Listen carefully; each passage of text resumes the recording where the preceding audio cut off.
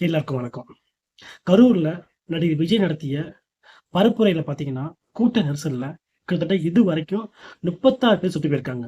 கிட்டத்தட்ட இன்னும் 74 பேர் வந்து ரொம்பவுமே ஆபத்தான முறையில இப்ப ஹாஸ்பிட்டல்ல இருக்காங்க. என்னன்னு விரைவா பார்க்கலாம். இந்த நியூஸ் படிக்கும்போதே சொல்லப்போனா ரொம்பவுமே நெஞ்செல்லாம் பதறுது. ஒரு பரப்புரைக்கு போம்போது தன்னோட ரசிகர்கள, தன்னுடைய கட்சிக்காரங்கள ஒழுங்கு பண்ணணும். ஒழுங்கு பண்ணதுக்கு அப்புறம் தான் அந்த மீட்டிங்கே வந்து பேசணும். எந்த ஒரு இதுவுமே கிடையாது. டிசிப்ளினே கிடையாது. ஒழுங்கும் கிடையாது. குழந்தைங்க, பெண்கள் கிட்டத்தட்ட 36 பேர் செத்து போயிருக்காங்க. இந்த கூட்டத்துக்கு வந்தவங்க. நடிகர் விஜய் டிவிக்குன்னு சொல்லிட்டு ஒரு கட்சி ஆரம்பிச்சிருக்காரு. அந்த கட்சி ஆரம்பிச்சதுக்கு அப்புறம் பார்த்தீங்கன்னா, தொடர்ந்து சனிக்கிழமை, சண்டே மாரி பார்த்தீங்கன்னா, வாரத்துல 2 நாளு இல்ல 1 நாளு தொடர்ந்து ஒவ்வொரு மாவட்டத்துல போயிட்டு தன்னுடைய கட்சி பரப்புரை வந்து ஏற்படுத்தி வந்துட்டு இருக்காரு. ஃபர்ஸ்ட் பார்த்தீங்கன்னா, திருச்சியில பண்ணாரு. அதுக்கப்புறம் அரியலூர், பெரம்பலூர், அதேபோல திருவாரூர். இப்ப பார்த்தீங்கன்னா, நாமக்கல், அதேபோல கரூர். இந்த கரூர்ல தான் பார்த்தீங்கன்னா, இவ்வளவு பிரச்சனை இன்னைக்கு.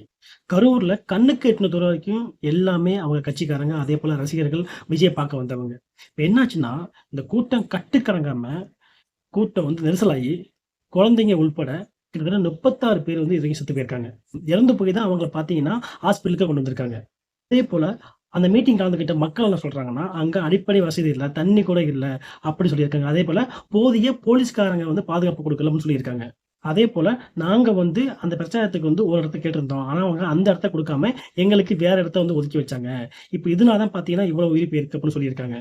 விஜய் எப்போ இந்த கட்சி ஆரம்பிச்சு ஒவ்வொரு மாவட்டத்துக்கும் வாரத்துக்கு ஒரு நாள் போயிட்டு இருக்காரோ, அப்பயே அவங்க சொல்ட்டாங்க.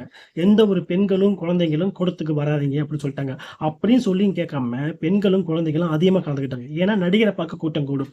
அப்ப என்ன ஆகுது? கூட்டம் அதிகமாகி நெரிசலாகி, இப்ப பல அப்பாவி உயிர்கள் வந்து போயிருக்கு. இந்த சம்பவத்துக்கு முக்கியமா டிவிகே தலைவர் விஜயும், அதேபோல அங்க இருக்கக்கூடிய காவல்துறையும், முக்கியமா தமிழ்நாடு அரசும் பொறுப்பேற்க வேணும். தமிழக அரசு இறந்தவங்களுக்கு 10,00,000 காயமடைஞ்சவங்களுக்கு 1,00,000 இப்ப நிவாரணம் வந்து அறிவிச்சிருக்காங்க. தமிழக முதல்வர் எம்.கே. ஸ்டாலின் இப்ப என்ன சொல்லியிருக்காருன்னா, தனிநபர் விசாரணை குழு அமைச்சு அருணா ஜெகதீசன் கீழ வந்து இந்த விசாரணை வந்து தொடங்கப்படும்னு அறிவிச்சிருக்காரு. இப்ப எல்லாத்துக்கும் காரணம் யாரு? அங்க இருக்கக்கூடிய போலீஸா? இல்ல அரசாங்கமா? இல்ல டிவி கட்சிக்காரங்களா? இல்ல தலைவர் விஜயா? யார் தான் காரணம் இப்போ? 36 உயிர் போச்சுல்ல. அப்பாவி மக்கள் உயிர் போச்சுல்ல.